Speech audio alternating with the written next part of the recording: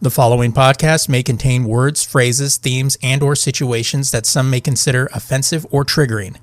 You have been warned.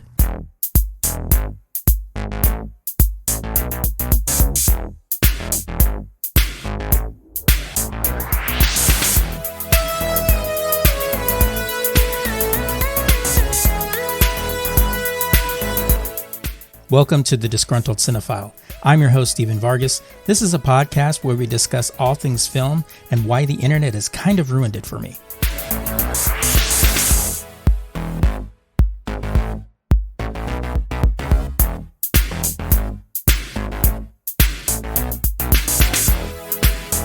Welcome back to another episode of the Disgruntled Cinephile.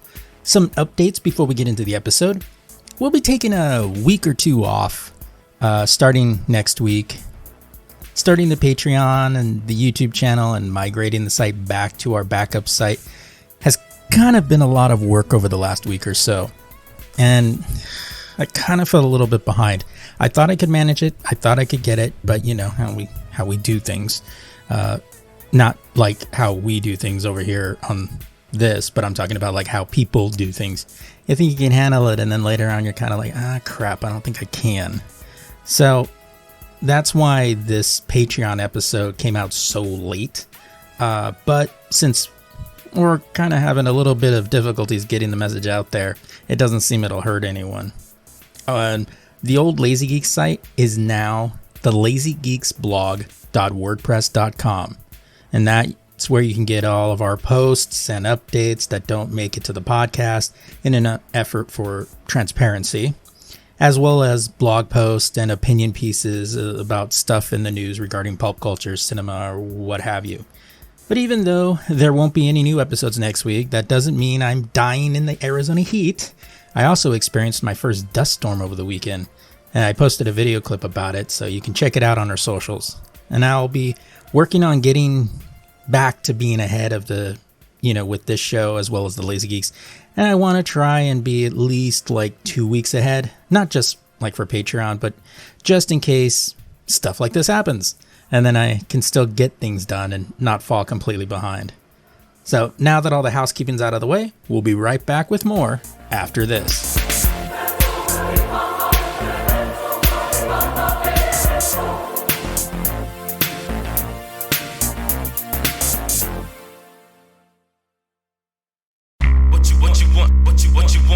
You tired of the click and engagement bait trash you read on social media or that fills hours of geek podcasts?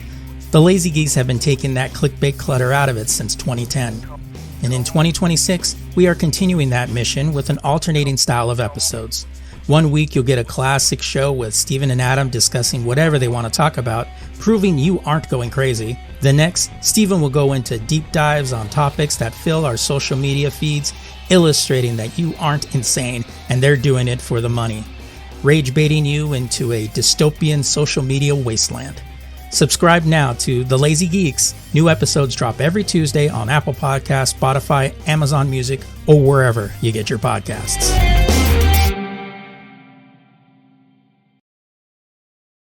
Oh, I wonder how many more will be dead by tomorrow. I thought we were building something where people could work and live and be safe. If you had to cut costs, why didn't you cut floors instead of corners? Now listen, any decisions that were made for the use of alternate building materials were made because I, as a builder, have a right to make those decisions. If I remain within the building code, and goddammit, I did. Building code, gee. Oh, building code, come on, Dunk. I mean, that's a standard cop-out when you're in trouble. I was crawling around up there. I mean, duct holes weren't fire-stopped. Corridors without fire doors in it, sprinklers won't work. And an electrical system that's good for what? I mean, it's good for starting fires. Whew, boy, where was I when all this was going on? Because I'm just as guilty as you and that goddamn son-in-law of yours. What do they call it when you kill people? If Hollywood does anything, and if it does anything well, it's repeat itself.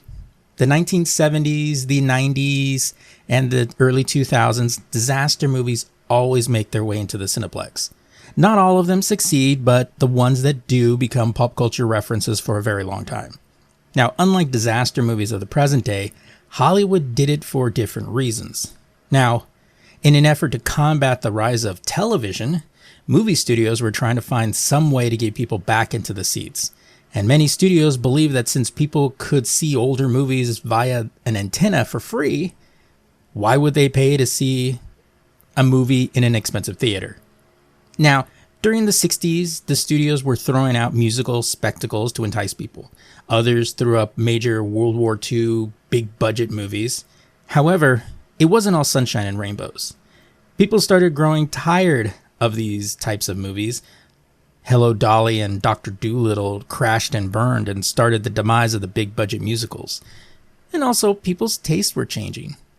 Vietnam War was going on, protests appeared on the news, student protesters were being murdered by National Guardsmen, corruption by the highest office in the land, and by the dawn of the 70s, people started watching movies that represented the time. Movies with anti-heroes like Popeye Doyle and Harry Callahan were driving people to the cinema. Movies like Airport and the Andromeda Strain were bringing people to the theaters. Airport and its sequels were loaded with older stars that could no longer carry movies on their name alone, and former TV actors breaking into films. Now, the decade was littered with films like these. The Poseidon Adventure, Earthquake, Meteor, and the China Syndrome brought people into the seats. Now, one of the producers of the time always knew what the people wanted.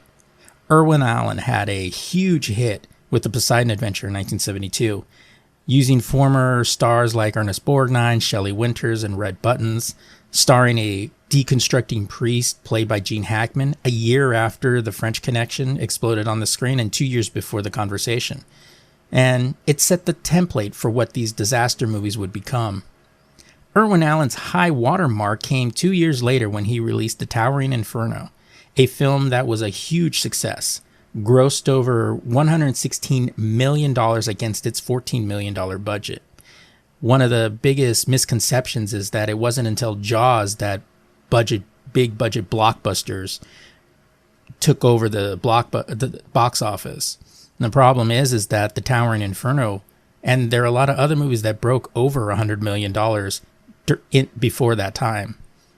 But starring the likes of Paul Newman and Steve McQueen, also starring William Holden, who got a bit of a jolt of reality when he tried to come to terms with the fact that he was no longer the major draw compared to the other two leads. Now, it's co-starred many up-and-comers in the business like Richard Chamberlain, Robert Wagner, and a future murderer, O.J. Simpson. Sorry, alleged murderer. Along with Newman and McQueen was actors like Faye Dunaway, pre-Chinatown Network and Mommy Dearest, also featuring music by the king himself, John Williams. The film came to be after two different studios bought the rights to two different books discussing the same subject. And due to the scale of the project, both Warner Brothers and 20th Century Fox combined their forces to turn these books each studio bought into one major motion picture. Irwin Allen had a big hand in that because he didn't want one film to cannibalize the other. Sterling Ciliphant was tasked to create a single story from the novels The Tower by Richard Martin Stern and The Glass Inferno by Thomas N. Scortia and Frank M. Robinson. Both disaster novels were based on the newfound fears about high-rise buildings being susceptible to fires. This was mainly drawn from the construction of the new World Trade Center towers in New York. The buildings were still under construction when the books were released, and the completion of the tower was done a year before the film's release. And that was back when our biggest concerns were fires taking down buildings, not aircraft. Too soon? Now, while many disaster movies from the 70s usually formed around natural or man-made creations, toward the end of the decade, they were using anything and everything to pose a threat to people. However, by the end of the decade, people were over disaster movies, but there were a few that stood the test of time. The Towering Inferno is one of them. And we'll be right back with The Towering Inferno after this quick break.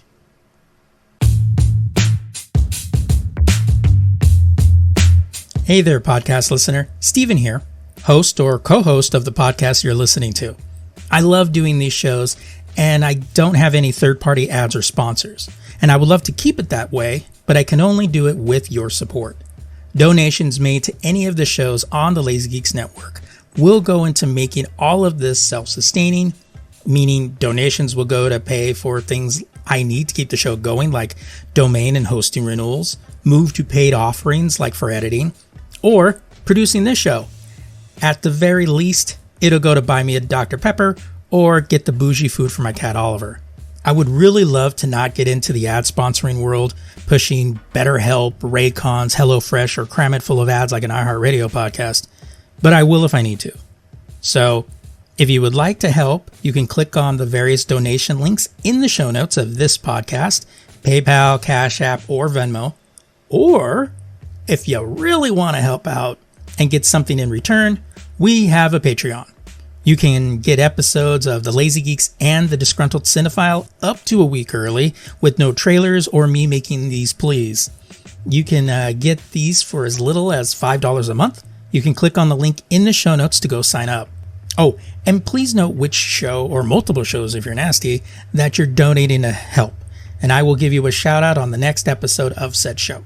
And Patreon users will get a shout out on both shows at the beginning of every month. So, thanks, and now, back to the show.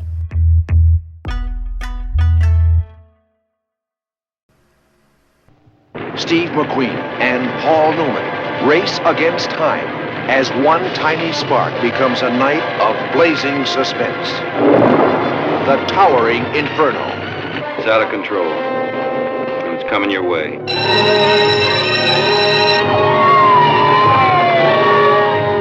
Warner Brothers and 20th Century Fox present Irwin Allen's production of The Towering Inferno. Steve McQueen, Paul Newman, William Holden, Faye Dunaway, Fred Astaire, Susan Blakely, Richard Chamberlain, Jennifer Jones, O.J. Simpson, Robert Vaughn, and Robert Wagner. The Towering Inferno. Those people are gonna die up there if something's not done. I want you out of here. So you can stop worrying about me. What about me down there worrying about you? I'll never let you go anywhere without me again. I'll be back with the whole fire department. If you watch The Poseidon Adventure, you're familiar with the scope of the film. And that's something that I miss in later films. And when I'm talking about scope, I'm referring to elaborate sets, many real-life stunts, not the CG junk that we see in many of the films today. And this is one of those films that made me scream out, "Oh fuck," because there were actual people in those fires, being lit on fire, falling from high platforms. And they have their own version of Tom Cruise and Steve McQueen, who usually insisted on doing many of his own stunts. There were a few points where he was in the fire, but to counter that, he did worry about how he looked on screen. Now, the long opening shot of the helicopter heading south into San Francisco for the credits is a lovely shot, along with John Williams' bombastic score. Now, one of the stories that there was a story about Irwin Allen in regards to the music. So, Irwin Allen apparently listened to the whole opening sequence and claimed that it just didn't feel right. And to which John Williams was like, "Well, what didn't you like about it?" And he said, he couldn't be specific, but it was just a feeling. So someone told John that he had the same issue. So what he should do is leave it the exact same, except when Irwin Allen's name popped up on screen, have a big bombastic moment. To which John Williams added huge cymbal crash when his name appeared on the screen. So when they screened it again later on, Allen's reportedly loved it, said it was perfect. And however, that moment is only in the film version. When you actually listen to the official soundtrack and the score alone, it's not on there. It was just done strictly for the movie to get his approval. Now, whether true or not, this is kind of irrelevant, because this is just one of those things where you're just like, God, that's an awesome story. And it wasn't actually reported by John Williams. It was actually reported by I believe it was another associate producer on the set. Now, based on our current knowledge of films like these, this follows all paint by numbers. Someone builds a large building, which is something many discussed at the time, and this was released a year after the World Trade Center opened. Now, during its construction, many in the media and government were, and, in fire department and law enforcement, were worried about how they would deal with the fire in a building that tall. And we are still dealing with that today. During 9/11, firemen had to climb up the stairs just to make it to the fire. Now, when something tragic happens, it's usually because everyone cuts corners on fire suppression systems, as well as electrical systems that usually result in something shorting out and causing a fucking fire. Also, not many ways for people to get out. And since the film was released, there has been thousands upon thousands of fires caused by someone cutting corners. Much of it's human negligence. And when tech idiots discuss cloning and AI, and so many people shout, "They made a movie about this. Didn't you learn?" Well, the same could be said for shoddy construction. Now, one of the cliches of these sort of films is when it sets up a backstory and potential future for many of the characters that, frankly, won't see the end of the film. Now, it's that trope of that one person that reveals what they're going to do if they come back or make it to their destination, or any, like the Sam Neill and, Hunt for Red October, or the military guy that's not popular like the other actors that are in there talking about, oh, after the war, I'm going to go, my wife and I, we're going to do this, we're going to do that. And it's usually in films like that, when many of the main characters say this, but they won't make it out. Now, Doug Roberts, played by Paul Newman, is planning to retire from the life of designing buildings and going to live a quiet, peaceful life. Now, he tries to convince Susan, played by Faye Dunaway, to come with him. However, it seems that they're at an impasse as to how they want their lives to go. Harley Claiborne, played by the sweetheart Fred Astaire, is meeting with Lizelette, who's played by Jennifer Jones in her finer film. She retired afterwards, to con her out of some money, only to eventually fall in love with her. Now, Doug had a relationship with Jim Duncan, played by William Holden, and the man behind the building of the building. A funny side note, though, William Holden wanted billing above Newman and McQueen because he was a huge star and he had more credits than those two, but was denied by the studio because, well, frankly, he had fallen off, and the last big movie he had done was, I believe, the Dirty Bunch, and it was an ensemble piece, so he just had a bit of a reality check there. Now, Duncan's conniving son-in-law, Simmons, played by Richard Chamberlain, is essentially the bad guy in the movie, but he does a good job at shifting some of the blame to Duncan. And as Duncan tries the whole, "we did what we were supposed to do," Simmons doesn't let him off the hook. Oh, and O.J. Simpson has a minor role in this film as a security guard, and yes, he manages to kill another white man. Foreshadowing? You decide. Simmons cuts corners to shave about $4 million off the cost of the electrical infrastructure. And it was kind of dealt with quickly in the film, but I think it was done effectively. I don't like the way you talk to me. You drunk? Not yet. Well, then get out of my way. You didn't talk like this 2 years ago, did you? Running over budget and out of money? Did you ask me then how I could shave $2 million off our electrical costs? Shut up and help me with these people. And let me ask you, my dear father. Excuse me. Am I the only subcontractor you encouraged to cut corners? Excuse me? Where did you save the other $4 million in Doug's original budget? Well, we got clues about this earlier in the film when some of the functions of the building failed. And of course, that main cause of the fire came from an electrical box in some back room somewhere that ignited some cloths left around the room. Now, the building has 138 floors that was mixed with office, shops, and residential apartments. The design of the building was large in scale, and the office, which houses Duncan and Dan Bigelow, played by Robert Wagner, was huge. It was one of the things I liked about the looks of the late 60s and early 70s. They were less conventional as they are now. High ceilings, large staircases. Hell, even Newman had a bedroom in his office. And nothing was built small. That is unless you count the hallways. This is always funny, you know, and this is not just like in the movie, but kind of in general design, that everything in the executive offices and the ballroom was, you know, at the top of the building was big and beautiful and large scale, but the residential hallways were always drab and brown. And of course, the big questions come down to the effects. There is no CG in this film. So first-time watchers, stop asking that damn question. There was no CG in the early 70s. Everything was either done optically or practically, and some trick photography. There was blue screen, but while much of the opening title sequence was done practically, the helicopter's approach to the mythical tower was achieved by a combination of miniature helicopter approaching and a matte painting on top of the existing building. Now, the trick photography part came when the helicopter landed, and if you notice, not just in this, but even in the night shots, it's forced to shoot upwards, skyward shot. And all we had in frame, particularly in this opening shot, was the landing pad and the blue sky above it. No other buildings are supposed to be seen.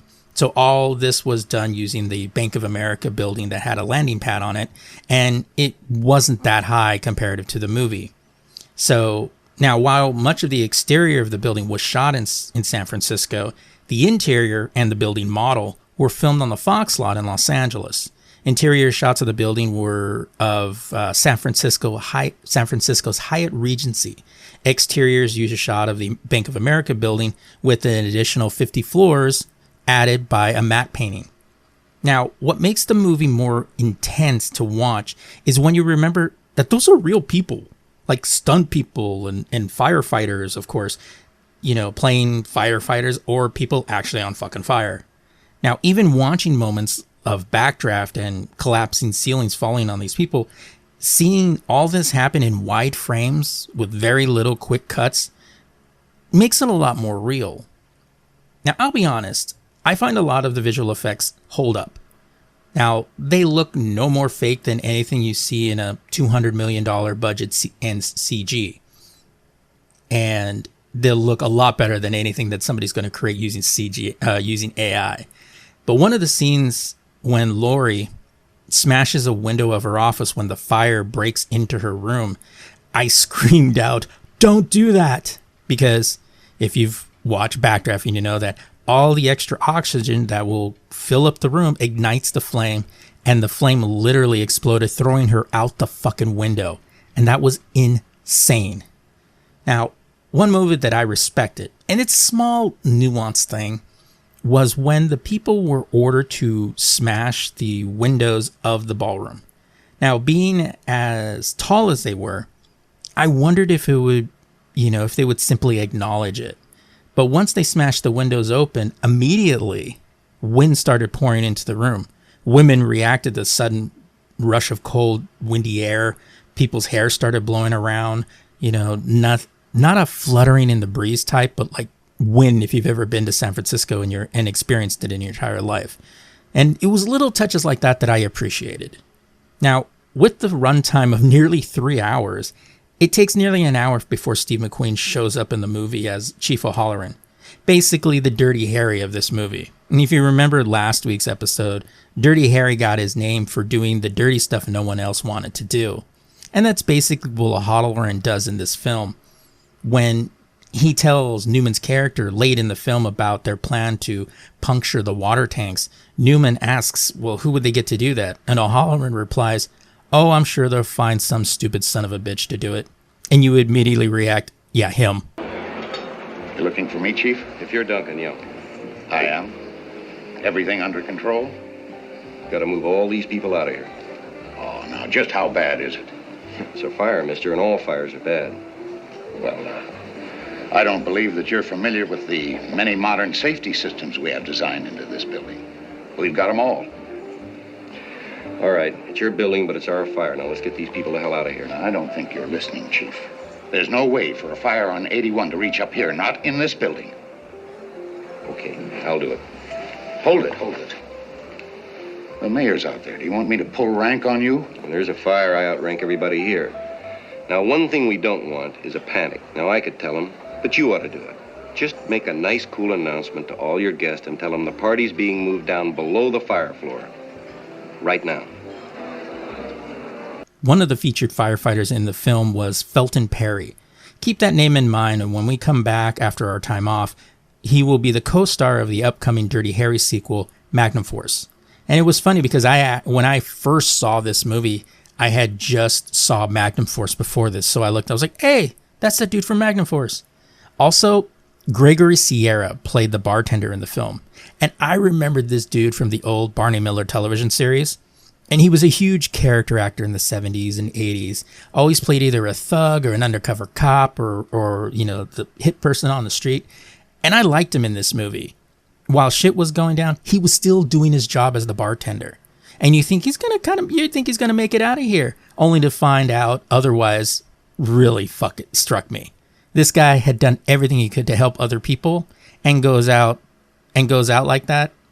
Oh, that sucked hardcore. Actually, one of the few times I was like, oh no.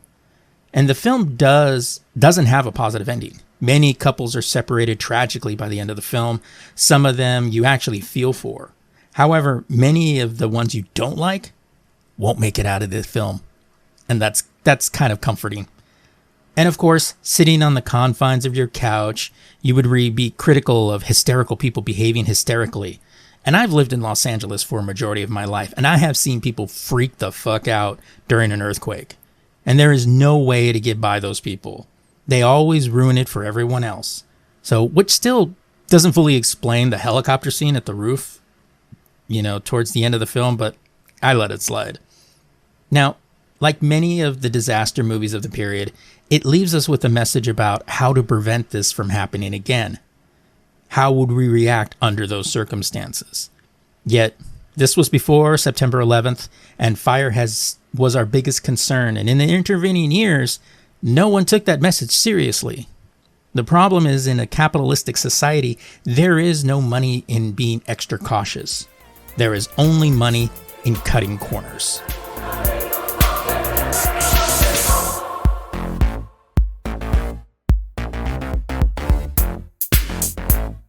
Thanks for tuning in. If you like what I'm doing here, you have two ways to help. One, if you like to make this show self-sustaining, buy me a beer, or feed my cat his bougie food, you can make a one-time donation through either PayPal, Cash App, or Venmo. Check the show notes for details and links. Or two, you can sign up for our Patreon. For as little as $5 a month, you can get early access to our episodes, as well as take part in polls and user suggestions. Head over to patreon.com for more info. If giving money isn't your thing, well, you can share us on social media or review us on Apple Podcasts or Spotify. This will make the algorithm gods promote our show to an unsuspecting public. You can check out all my content, including our other podcasts, at thelazygeeks.wordpress.com. And you can stalk me on the socials, Facebook, Instagram, Twitter, Blue Sky, Threads, and TikTok at The Lazy Geeks. Visit the YouTube channel, youtube.com/thelazygeeks. And if you're old school and want to email us, do it at thelazygeeksnetwork@gmail.com. So that's it for me this week. Until next time, we can all like movies for a different reason. You just don't need to be a dick about it.